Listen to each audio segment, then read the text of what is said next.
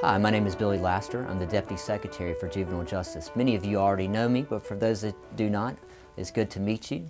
And I appreciate that your service that you do to the state of North Carolina and for the youth and families of the state of North Carolina. I want to talk to you today about the Raise the Age initiative. This was a piece of legislation that was passed last year in the General Assembly, and as part of that legislation, we are going to slowly implement the change in the law that will allow for 16 or 17-year-olds to be served in the juvenile justice system. There are many of your colleagues across the state right now that are working hard on committees and work groups that are planning for this major change to the juvenile justice system. I want to thank those individuals today. They are doing hard work that you may not see behind the scenes to make sure that you're going to be ready, I'm going to be ready, and the department is ready to accept this new population that's coming in December 1st of 2019. Some of the changes that I want to talk to you about today that we are planning for is, one, we are building a new youth development center in Rockingham County. That facility will house 60 juveniles when it is opened, but it will not open until 2022. In the meantime, we need a facility that can house the population of new 16 or 17-year-olds that will be coming into the system. So we're going to reopen part of C.A. Dillon Youth Development Center. We're going to use the 30-bed D cottage in the back of the facility that is currently housing the Insight program for crisis and assessment beds.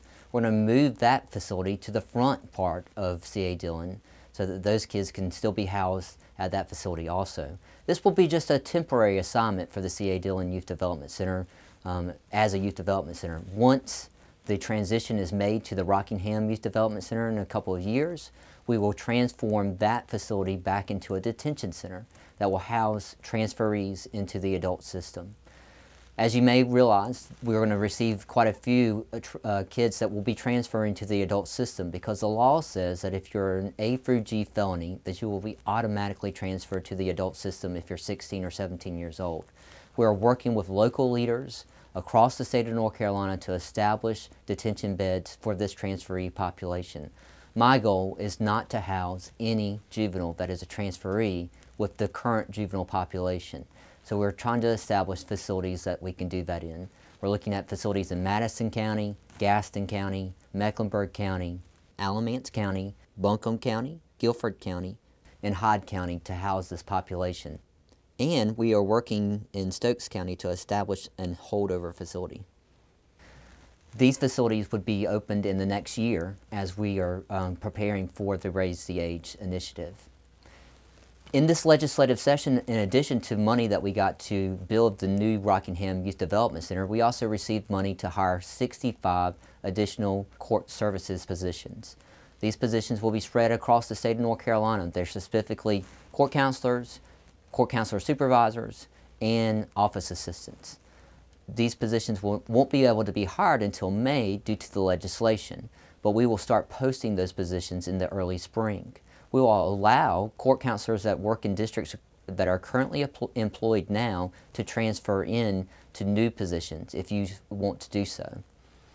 Once those positions are posted, we are working with OSDT to make sure that we can have training beds available for those employees so that they can immediately go to training upon being hired. In addition to the 65 new court services positions that we are hiring across the state of North Carolina, we are in the process of hiring 15 additional field service specialist positions. These field service specialist positions will be training new staff, training our current staff in service. They will also be putting in place community resources that can serve as apprenticeship programs or vocational programs for our juveniles to participate in, and they will be doing quality assurances in the districts. We are currently in the process of hiring these positions now, and will hire one in each of the 30 court districts across the state of North Carolina. We are appreciative of the legislature for providing the 65 additional court services positions. However, the department did make additional requests in this legislative session that were not fulfilled. We do hope that in next year's session that these requests will be fulfilled. We're specifically asking for additional community-based services that would go to JCPC funded programs, to residential programs across the state of North Carolina, for additional transportation drivers so that we can transport the additional 16 or 17-year-olds across the state of North Carolina. We're also requesting additional court services positions, YDC positions that can serve at the new C.A. Dillon temporary site, and detention bed positions so that we can house the additional population that are coming into the system. All of these will be made in a large legislative request next fiscal year during the budgetary process. We will be reaching out to our local partners, our community partners, community agencies, nonprofits, and to you to help us spread the message of why these positions and services are necessary for the additional population that are coming into the system.